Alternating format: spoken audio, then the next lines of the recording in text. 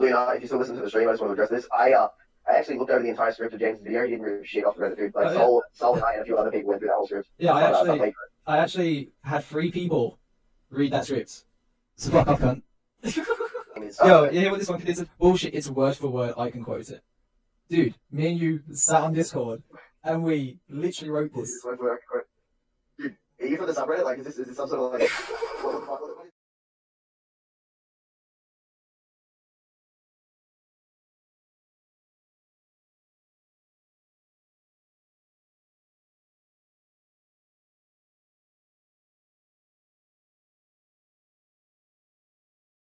Ichigo is emotionally charged, hard-nosed, and has an annoyed expression at times. He has an everlasting will to protect, he's stubborn, and never ever lets up while training. But he was able to overcome several of his flaws. His ego, unwillingness to accept from friends, and inner demons regarding his battle lust and fears. He has quirks such as being gullible and short-fused, often being the straight man or easy to fool. In comparison to Luffy and Naruto, he is the closest to how people actually are in terms of personality and intelligence in the real world. I think the fact that he is so cut and dry shows he is the most realistic out of that lot and written quite well, contrary to popular belief.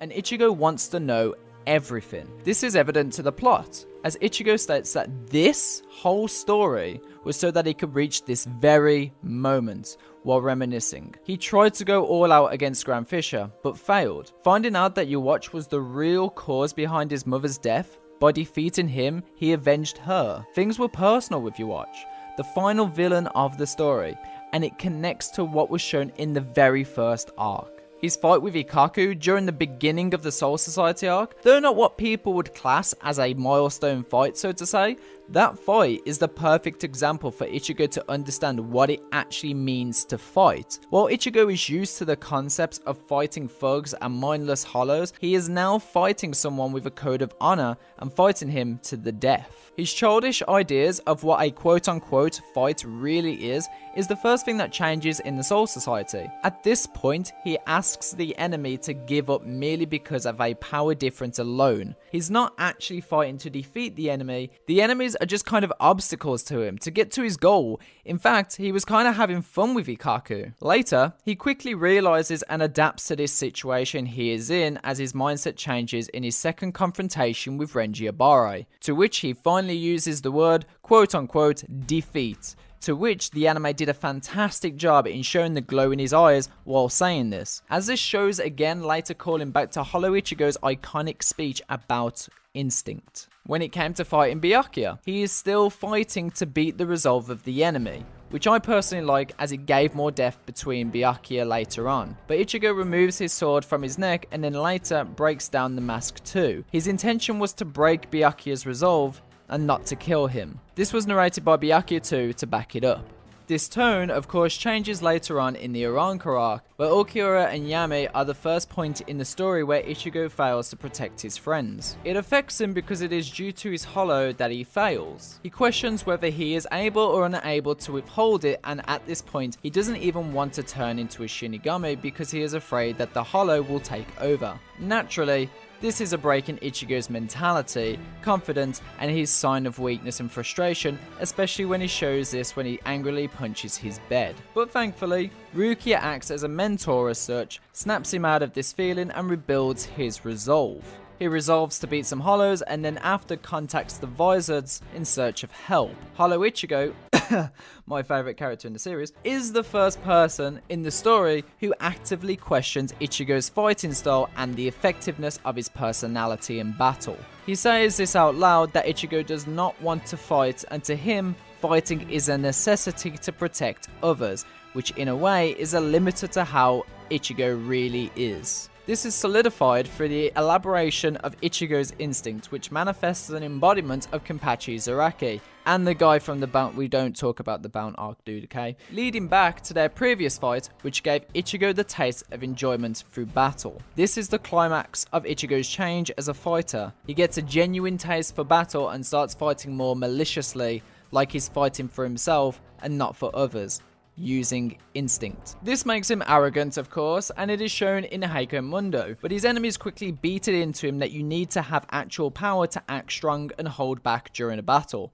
I agree with Ichigo's mindset and logic, but he doesn't have the power at this time to implement that said mindset. This leads into Grimmjow. He allows Ichigo to implement that fighting instinct through their battles, almost as if Grimmjow is his hollow counterpart, or, to most people, the first and only proper rival in the series. This affects Ichigo, in a good way of course, but he's not quite himself here yet. This is not really him, just the effects of all the hollow training and inner soul searching that he's been going through. He's trying to find himself among all this fighting, and he identifies the things of other people say about him. He picks up the aggression that Grimmjow talks about, but in the end, it just helps him channel down his aggression and calms down after the battle. This is most likely due to him realizing how much of the battle that he himself was enjoying. A nice callback to what Kenpachi was talking about when he questions that he and Ichigo were similar in the fact that fighting is for their enjoyment of battle. This quickly brings him back to his more humanistic side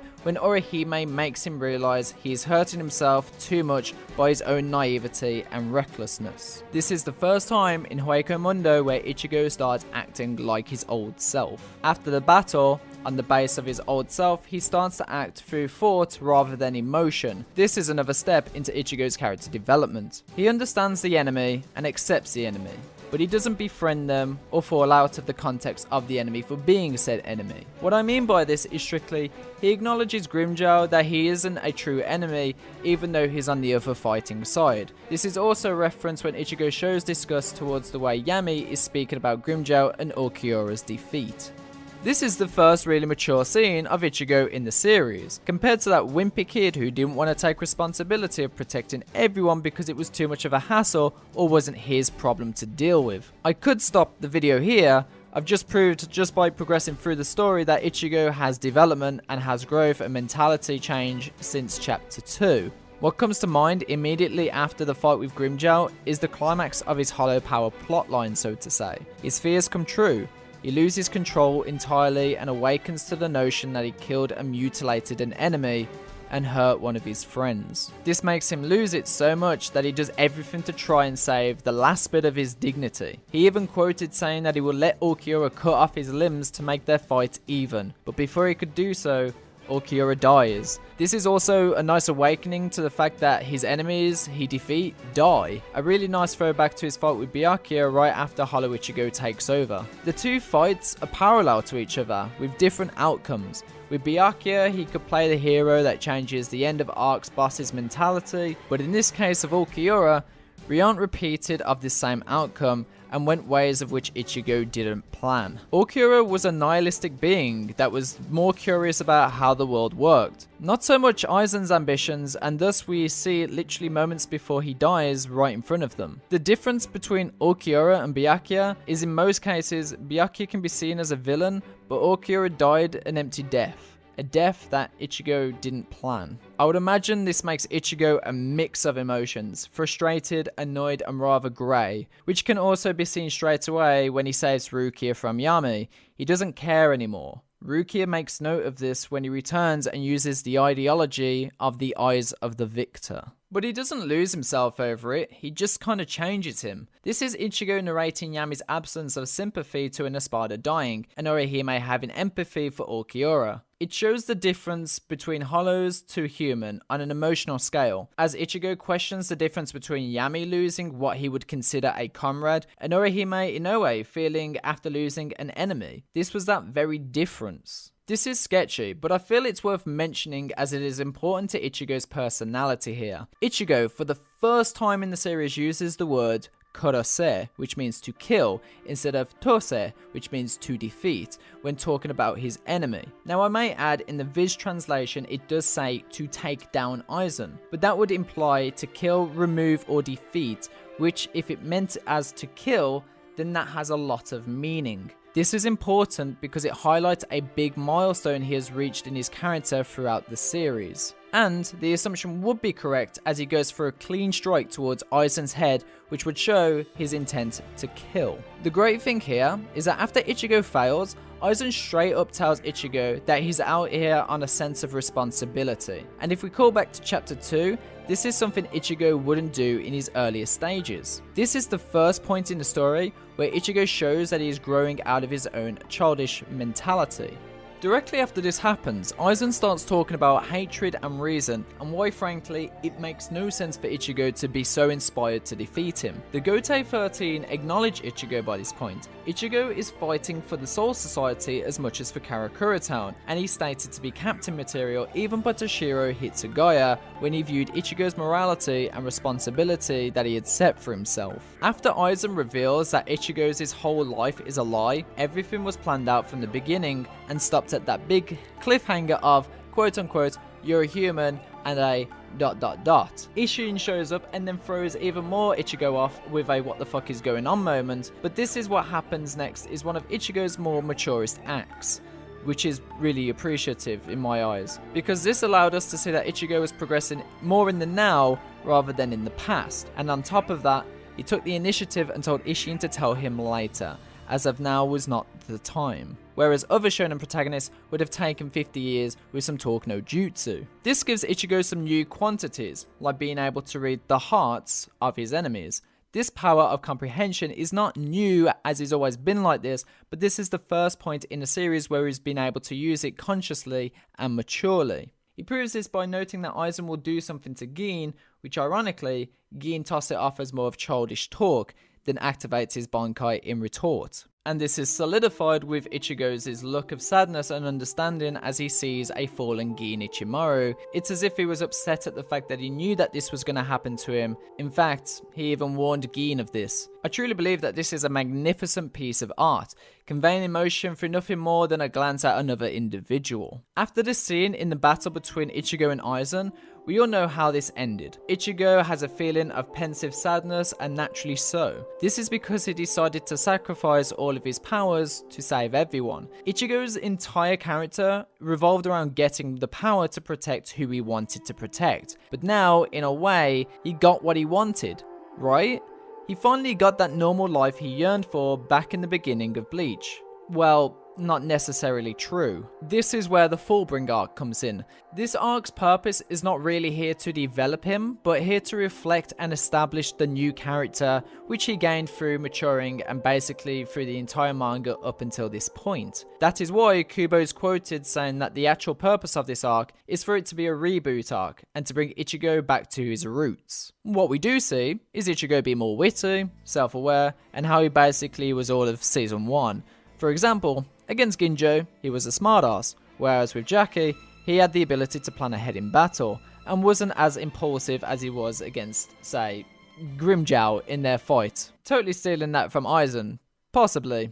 Maybe. Remember when he read the quote-unquote heart of the enemy being Gin Ichimaru? This was once again shown throughout his training with Ginjo. By doing so, he read the emptiness and the intentions of Ginjo, then compared them to what he had felt with Tsukishima, letting the audience know that there was going to be a turn in Ginjo's character through the eyes of Ichigo. It shows a new level of perceptiveness and truly develops Ichigo not only as a fighter, but as a human being. We briefly spoke about Ichigo's intent to quote-unquote kill when it came to Aizen, and recalling how he once saw enemies as nothing more than obstacles that he could defeat with purely logic or swiftly through a bout of fisticuffs. But when it came to Tsukishima, it was very blunt that Ichigo had developed and grasped how serious his enemies can truly be. Hence, what you are currently seeing on screen. It's not development right here, but it was back in the Aizen War that it is re-established of his newfound character and what Ichigo had become. Unfortunately, Ichigo's human emotions could have easily have taken the opposing path, like Tozen or Noritora, when his family went against him and Tsukishima changed everybody's mind. He was mentally ruined and confused. This entire scene is widely and quite popular because Ichigo and Bleach copped quite a lot of criticism for the scene where Ichigo showed his most emotion, like a human. A mere scene of Ichigo breaking down, like any normal person would, was somehow bad. Doesn't that contradict the whole point of him apparently not having development? He was on the ground literally crying because he had no power to change things. This power of emotion is also shown when Ukiyo was very slowly taking the path of human and had much interest on how Orihime and Ichigo acted. It was like handing a monkey a cigarette lighter. This world was completely new to Ukiyo. It is worth mentioning in the Nestle Tonight Bleach Data Book 3, when Renji asks the 4th Division members to take away Ichigo after he collapsed from his power loss, he says, "Take care of that man, he is the hero to the Soul Society." And the narrator says, "And the name of a hero spread fast among the Shinigami." Ichigo is known as a legend, and this is also shown in the Thousand Year Blood War when he saves the 2 Shinigami at the very beginning. Ichigo to the Soul Society previously was an enemy.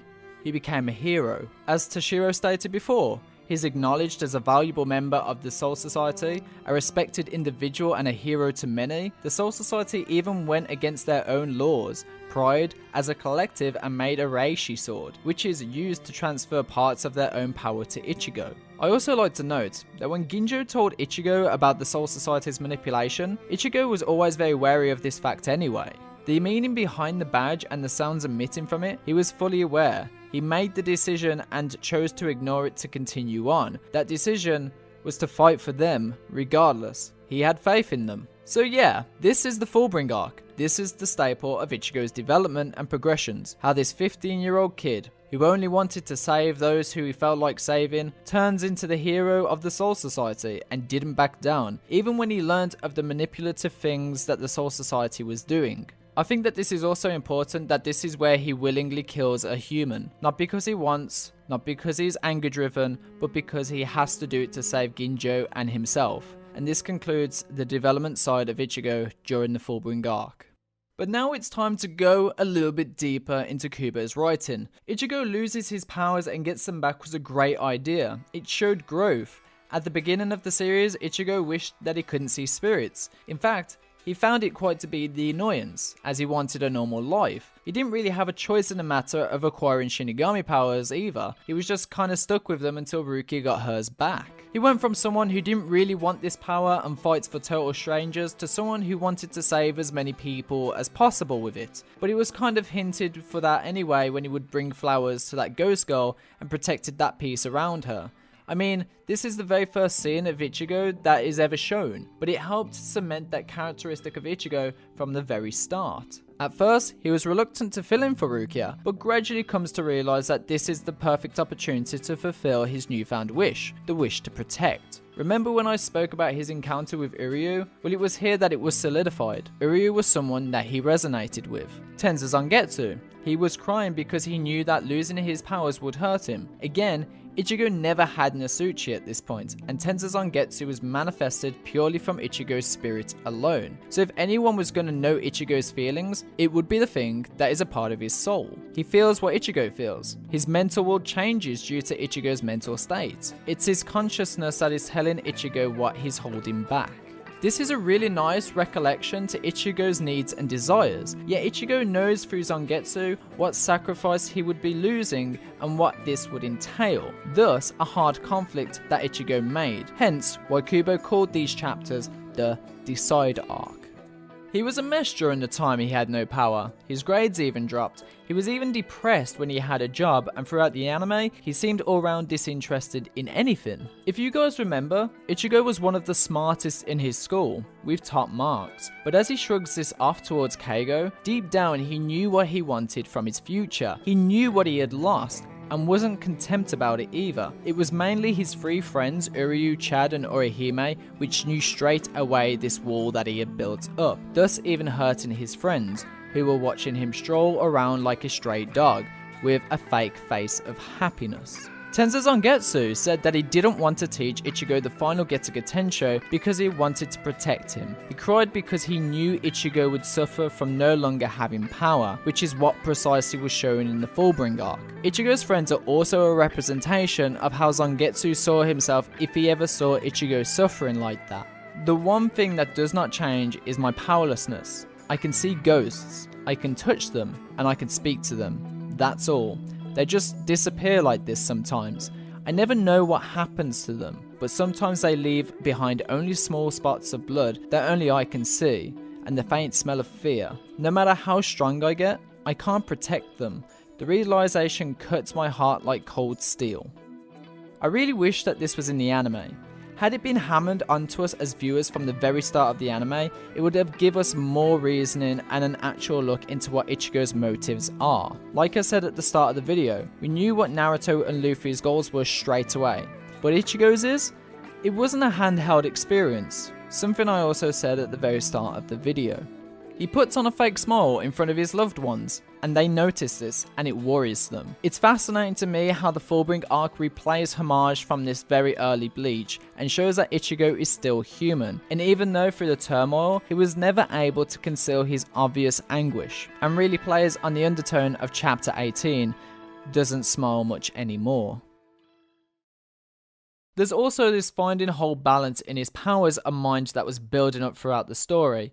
The struggle between resonating his Hollow and Quincy side. This is what Ichigo meant when he told White and Mini Yuha that he wouldn't ask for their help anymore and he will fight on his own. This is what Kubo meant in his chapter and poetry called The Blade is Me. He is one with his spirit, a resonation. He is you and you are me. Bleach focuses more on a psychological and emotional side of things instead of pure power alone. Everything has meaning. Even calling out the name of your attack has a reasoning behind it. People will usually criticize Bleach and specifically Ichigo because of how many transformations and powers he has, calling it the infamous quote-unquote ass pull, but these are all consistent storytelling.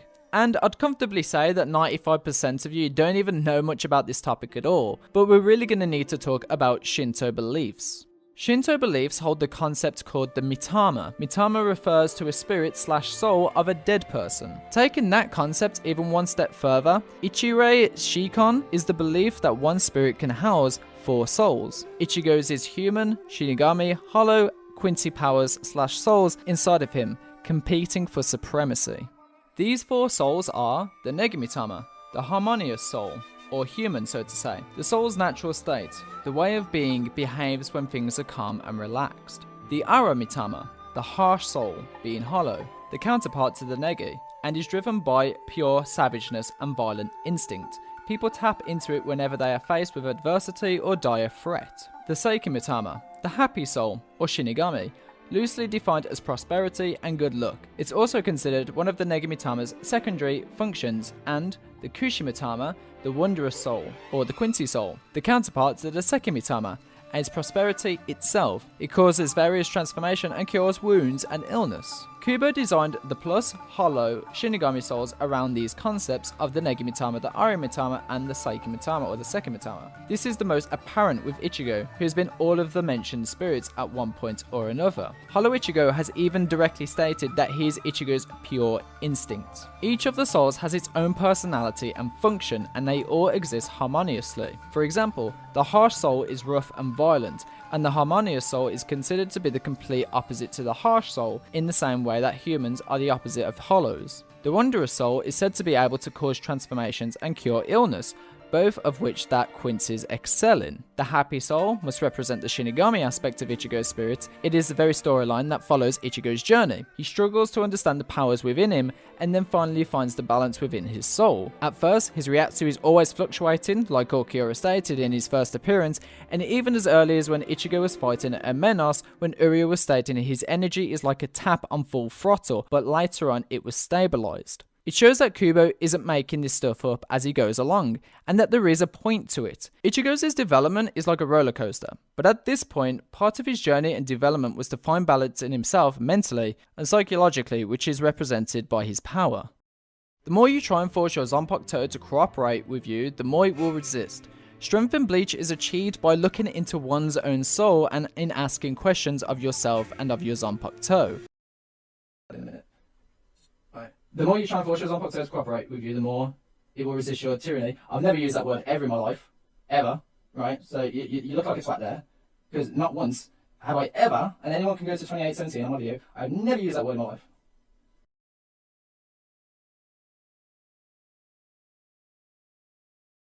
Which is an extension of yourself, and coming to the realization and understanding of it. Even higher seated officers such as Ikaku and Toshiro have demonstrated meditation with their swords. The mentality of the characters affect the spiritual power, even in the midst of battle, of which Toshiro is used as an example in his fighting with Haribel.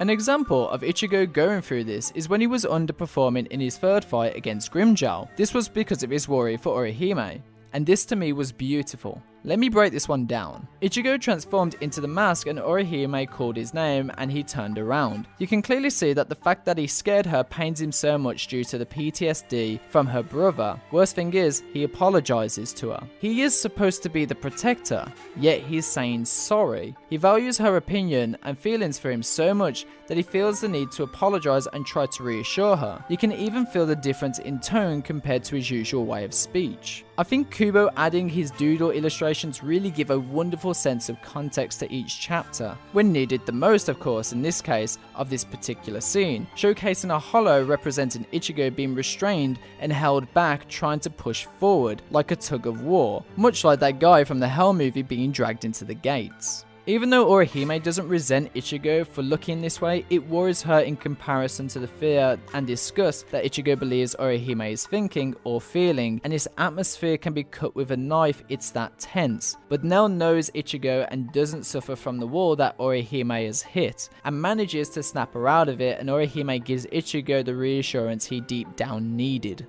thus allowing Ichigo to break through those chains of restrainment that Kubo later illustrated. Another example is the moment he gained the resolve during his Renji fight, though I still hate that they never shown him grab Renji's sword in the anime because that was such a badass moment. A criticism of Bleach is that it relies too much on the formula of getting beaten, then training, getting stronger, and then defeating the previously invincible enemy through power-ups. Then again, that sounds like Dragon Ball, or the quote-unquote ass pull that's a favourite of mine. However, a lot of these other type of power-ups come through greater understanding of themselves. A Zanpakuto is a reflection of their soul, so their own power is tied to their own spiritual awareness. Shinigami certainly train themselves in various forms of combat, mostly weapons training and Kido, but they're all considered very basic training for Shinigami. What really separates the weaker Shinigami from the captains and vice captains is their ability to perform Shikai and then eventually Bankai. This is achieved through introspection, calmness, and quietening of the mind. It cannot be achieved through trying to force their Zanpakuto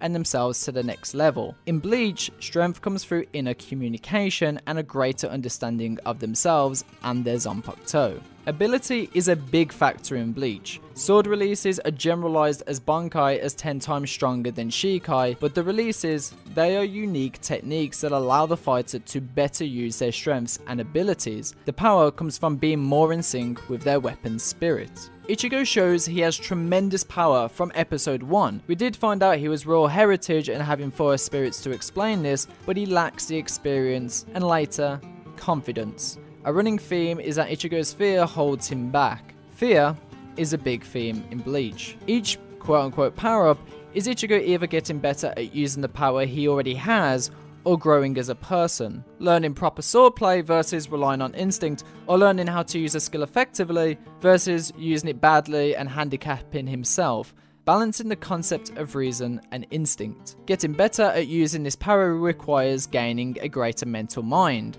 At being the young age he was thrown into these forces that Ichigo had to grow up faster.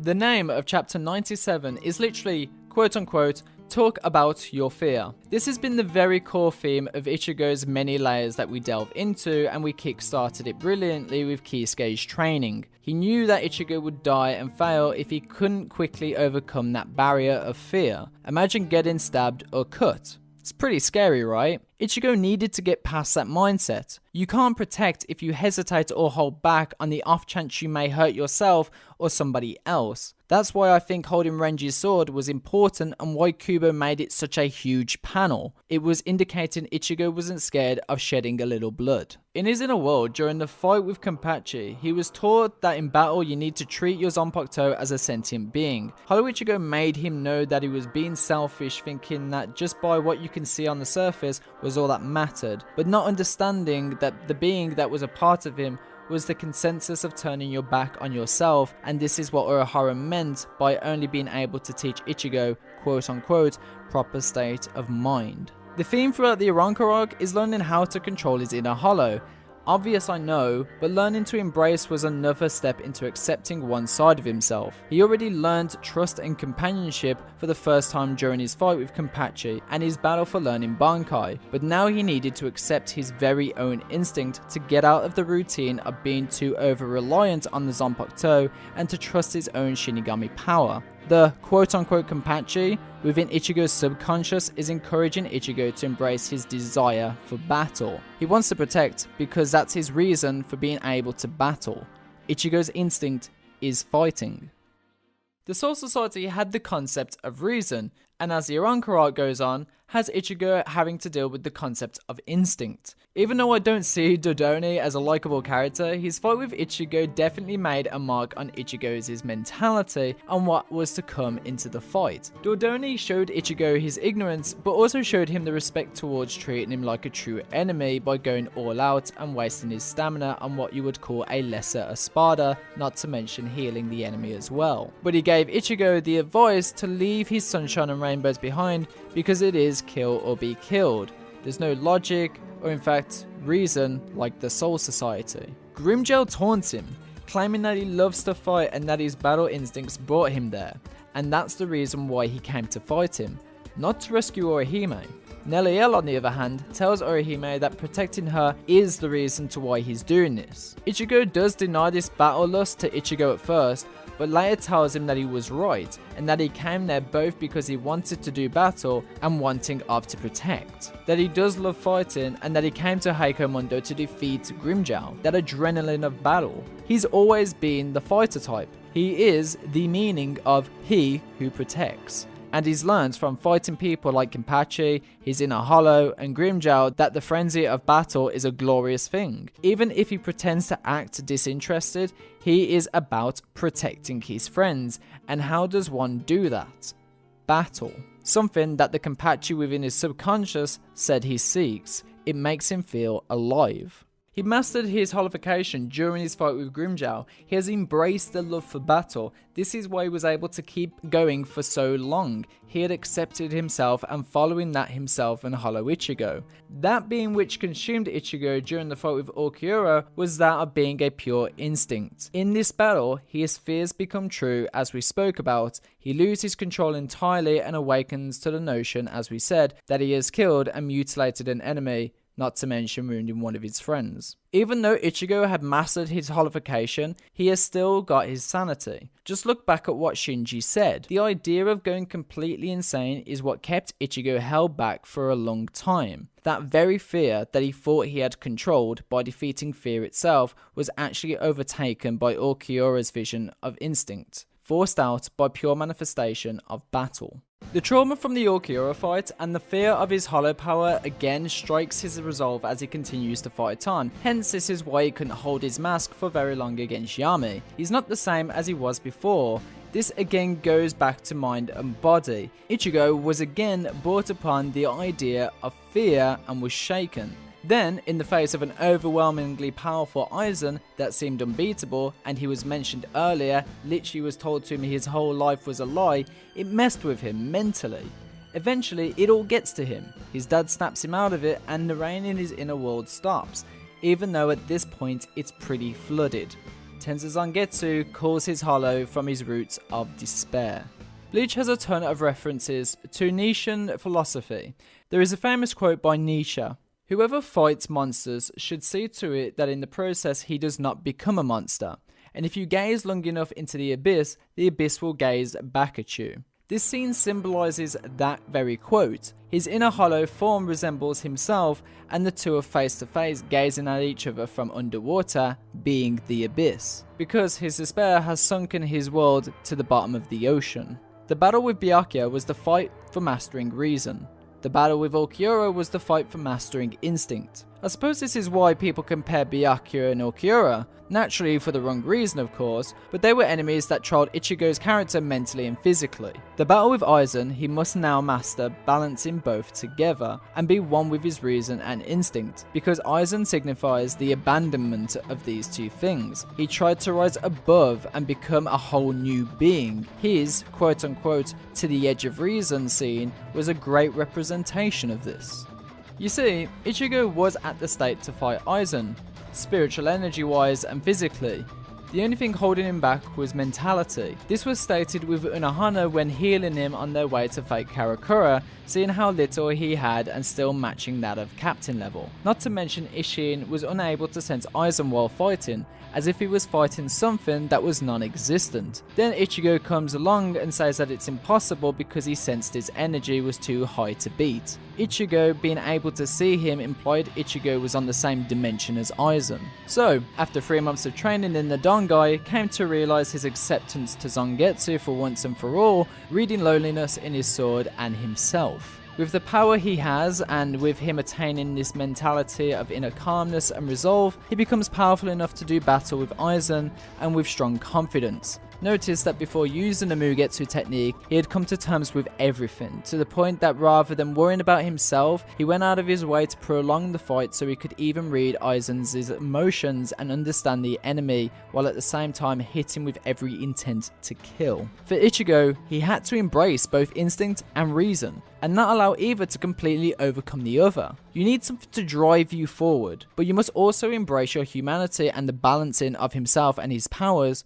that come back within the final arc. So, the 1,000-Year Blood War arc, the arc that molds all of these ideals, morals and development and wraps it all up. It is here where Ichigo learns all of his origins and true nature. In order to take the next step, he must now learn the true nature of his Zanpakuto and the true nature of himself and his power to move ahead.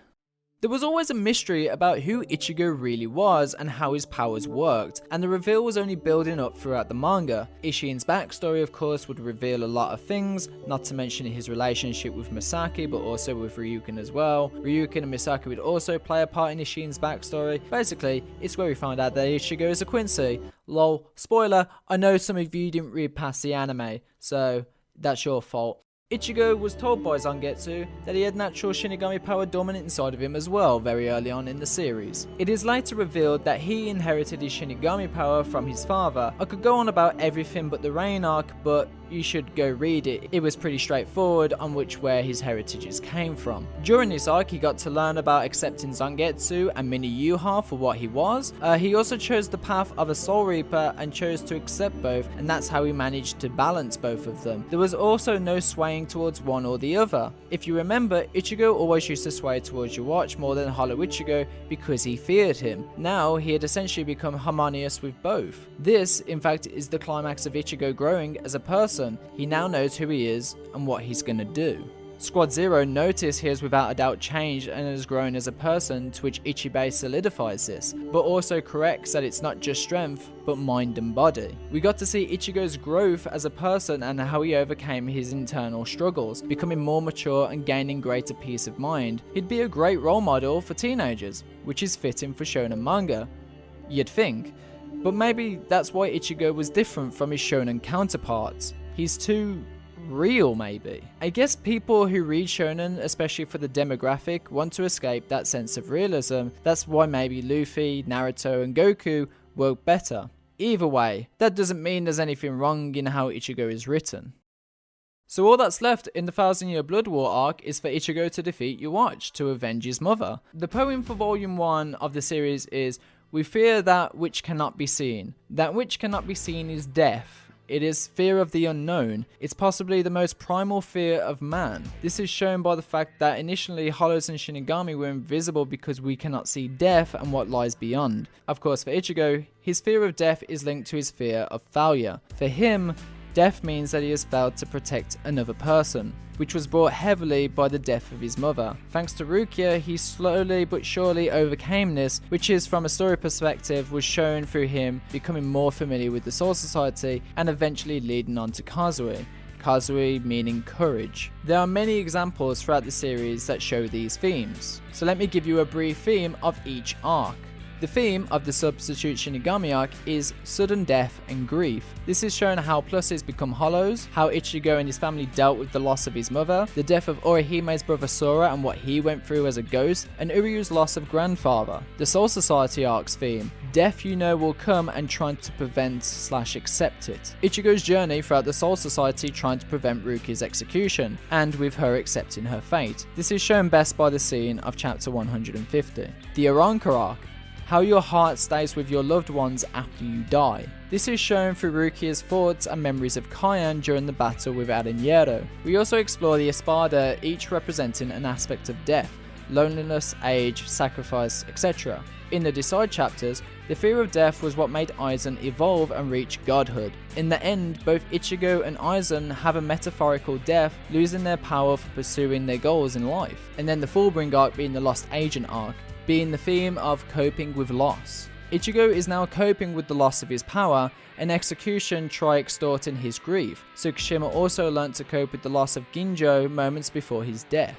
The 1000-Year Blood War arc, the theme of progression. Rukia is the death in the strawberry, and Asnot was a representation of fear. Rukia was confronted with fear, and Asnot was confronted with death. The main villain itself is a literal representation of "we fear that of which cannot be seen." Uwatch could see everything and wanted to create a world without fear. He failed because without fear there is no courage, which means there is no progress.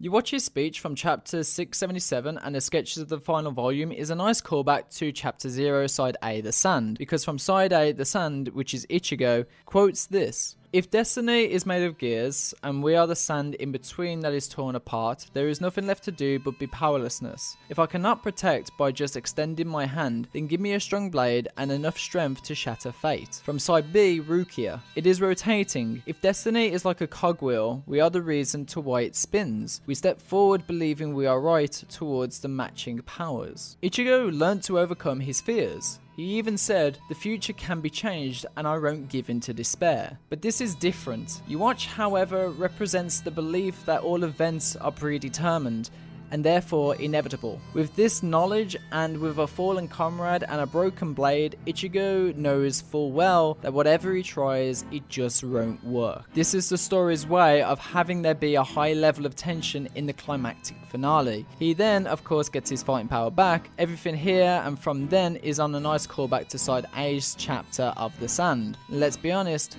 without Orihime and Tsukishima, there is no way to defeat someone who can transform the future, and Ichigo was completely in the right to give up. It wasn't that he had regressed, it was the pure fact that he was being a realist at this point. So when there is a silver of opportunity, hope was brought back by Orihime and Tsukishima. Imagine this: Uwatch is a dungeon master who can alter how the story goes or retcon the past in the best terminology that somebody came up with. I think delving into poetry would be better for another video because I could make a video for hours, but I like Renji's in volume 73, "Fire dripping from my fangs does not disappear but keeps the battlefield burning, bringing the true face of a friend to light." It's a great addition to add him giving encouragement when lifting Ichigo from the ground. What Ichigo had was purpose. A goal is something that you have to achieve. Goals always move in a forward direction. You can track your progress against a goal, like Ichigo avenging his mother for example, but purpose has no directionality. You can't go forward in your purpose or backwards on your purpose. A purpose is the reason to why you act the way you do. It's a justification or a reasoning that motivates you in a certain way. Which leads off to my final point. Purposes equate goals. Yusuke is a spirit detective who works on a case-by-case basis, and so he doesn't really need any overarching goals to sort of organise his actions in the storyline. What matters is what all of it will actually mean in the overarching story and the journey that the story has. Ichigo's purpose is to protect his friends, and by doing so leads him down a path. It's all about the cause-effect of the world around him, the effects caused by the actions he takes to save his friends. Like in the Arankar arc, the Gote 13 who basically a society decided that Orihime isn't worth saving and has ultimately defected and betrayed them. So, Ichigo saves his friend without their help. Obstacles make themselves apparent and he overcomes them. It works for the characters in One Piece and Naruto too. Everything that happens in One Piece is caused by attempting to become the Pirate King and other such things. The end goal is simple. The journey is the interesting part. Though even though I feel having a purpose is 98% of the story here, I think there was a goal outshined by this, which isn't a bad thing because the purpose is what is more important. But the end of the goal was finding out about his mother and avenging her so he can close that traumatic experience and guilt that he had always had. So I think I'll finish it there. I hope you enjoyed. Yeah, I just credited. See, you can see in the description of the video, co-scripting Fly the Weeaboo. So. Oh, okay, ready? That fucking Curb Your Enthusiasm. Yeah.